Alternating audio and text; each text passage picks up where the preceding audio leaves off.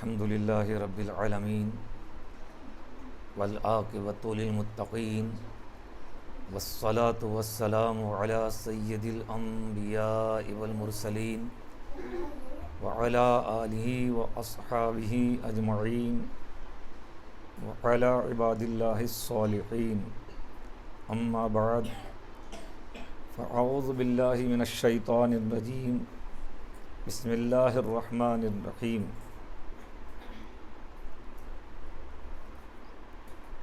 اس سے پہلے ہم نے حضور سید کائنات صلی اللہ علیہ وسلم کے زمانے میں حدیث کو یاد کرنے کا اہتمام کیسا تھا اس پر ہم نے ذکر کیا تھا۔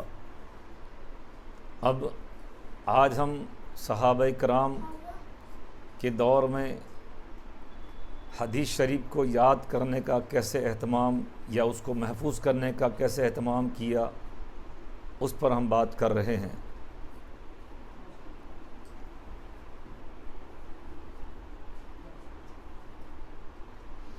جس طرح صحابہ کرام رضی اللہ تعالیٰ عنہ نے حدیث شریف کو سنا، یاد کیا، اس کو محفوظ رکھا، اسی ولولے اسی جوش کے ساتھ اپنے شاگردوں میں بھی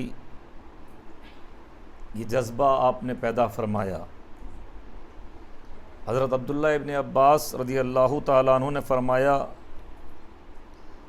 حدیثوں کا آپس میں مذاکرہ کرتے رہنا، دور کرتے رہنا، بار بار دہراتے رہنا اور ذہن میں حاضر رکھنا، اگر ایسا نہ کرو گے تو جاتی رہے گی، یعنی حدیث شریف ختم ہو جائے گی۔ حضرت عبداللہ ابن عباس رضی اللہ تعالیٰ عنہما یہ بھی تاکید کیا کرتے تھے کہ ہر روز کچھ حدیثیں بیان کرتے رہو۔ حضرت سیدنا علی مرتضیٰ رضی اللہ تعالیٰ عنہ اپنے ساتھیوں سے فرماتے، احادیث ایک دوسرے سے بیان کرتے رہو، اگر ایسا نہ کرو گے تو چلی جائے گی۔ نیز سیدنا علی مرتضیٰ رضی اللہ تعالیٰ عنہ یہ بھی فرماتے، آپس میں ملتے رہو، احادیث کا دور کرو، اسے چھوڑ نہ دو۔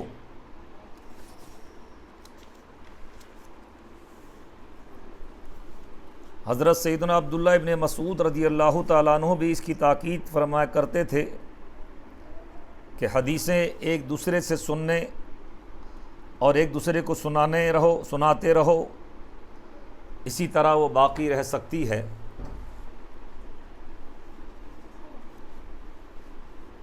ایک دفعہ انہوں نے اپنے شاگردوں سے پوچھا کہ تم لوگ آپس میں اکٹھے بیٹھ کر احادیث سنتے سناتے ہو بھی یا نہیں؟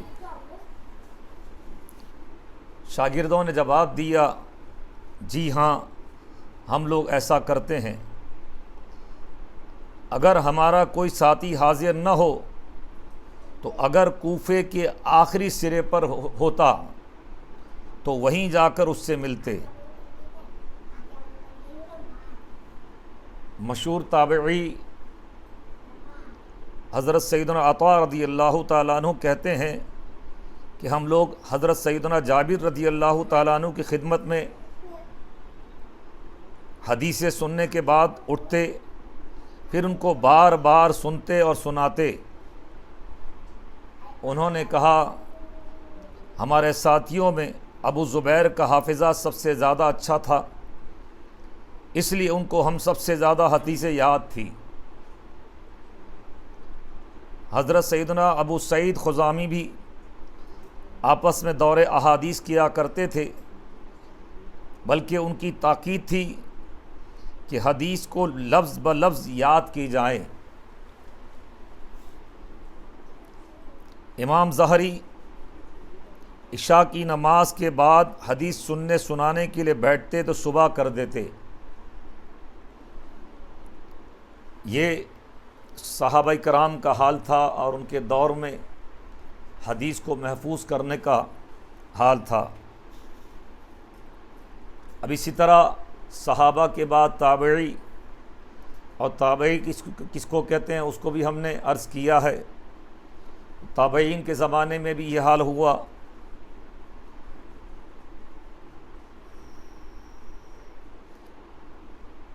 کہ تابعین نے بھی احادیث یاد کرنے، یاد رکھنے،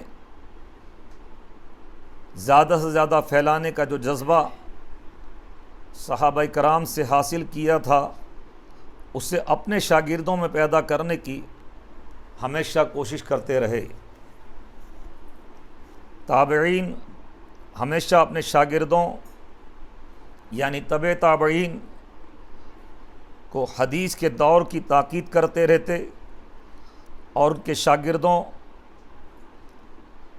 کے شاگرد اس پر جی جان سے عمل کرتے۔ امام ظاہری، علقمہ، عبد الرحمن بن ابی لیلہ سے منقول ہے کہ وہ ہمیشہ دور حدیث کی تاکید کرتے رہتے۔ اس کا اثر یہ تھا کہ مشہور محدثین کے یہاں دور حدیث کی مجلس رات بھر رہتی، عشاء بعد شروع ہوتی اور نماز صبح پر ختم ہوتی۔ یونس کہتے ہیں کہ ہم حضرت حسن بصری کے پاس سے حدیثیں سننے کے بعد آپس میں ان کا دور کرتے، یہاں تک کہ اسماعیل بن رجا کا یہ دستور تھا کہ دور کے لیے اگر کوئی نہیں ملتا تو مکتب کے بچوں کو جمع کر کے ان کے آگے حدیثیں پڑھتے، تاکہ احادیث کی ضبط کی کوشش میں ناغہ نہ ہو۔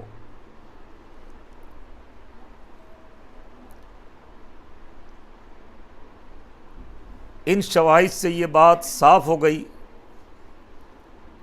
کہ حدیث کے راوی احادیث کو محفوظ رکھنے، ان کو زیادہ سے زیادہ پھیلانے کے لیے کتنا اہتمام کیا کرتے تھے۔ دنیا میں کسی بھی فن کے حفظ و ضبط، نشر و اشاعت کی ایسی عظیم الشان تاریخ نہیں ملتی۔ یعنی کسی بھی فن کو لے لیں، حدیث کے علاوہ، اور قرآن کو بھی جس انداز سے محفوظ کیا گیا، حدیث شریف کو جس انداز سے محفوظ کیا گیا، ایسا فن کسی اور تاریخ میں نہیں ملتا کہ ان کے ماننے والوں نے اس فن کو اتنے انداز سے محفوظ کیا ہو اور اس کو پھیلانے کا اس طرح انتظام کیا ہو۔ یہ صرف اور صرف قرآن و حدیث کے بارے میں ہی ملے گا کہ قرآن بھی اتنا محفوظ ہے کہ اس کے ایک حرف میں بھی کہیں کوئی فرق نہیں آیا اور فرق نہیں آ سکتا۔ اس طرح احادیث میں بھی جو سرکار علیہ الصلاۃ والسلام نے فرمایا وہ بالکل لفظ بلفظ صحابہ سے تابعین، تابعین سے طبع تابعین، اور طبع تابعین کے بعد سے پھر تو کتابوں کا دور شروع ہو گیا، باضابطہ طور سے کتابیں لکھی گئی۔ آج تک بھی طبع تابعین کے دور کی کتابیں بازار میں ملتی ہے۔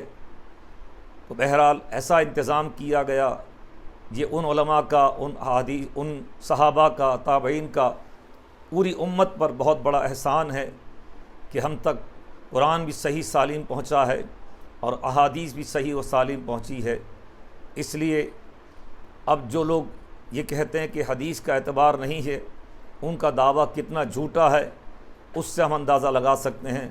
ہم نے مسلسل اس پر بات کی ہے کہ حضور علیہ الصلاۃ والسلام کے زمانے میں حدیث شریف کو لکھنے کا کیسا انتظام تھا، صحابہ کے زمانے میں حدیث شریف لکھنے کا کیسا انتظام تھا، تابعین کے زمانے میں حدیث شریف لکھنے کا کیسا انتظام تھا، اس کے بعد حدیث کو محفوظ کرنے کا انتظام سرکار کے زمانے میں کیسا رہا، صحابہ کرام کے زمانے میں کیسا رہا، اور تابعین کے زمانے میں کیسا رہا، اس کو ہم نے عرض کیا ہے۔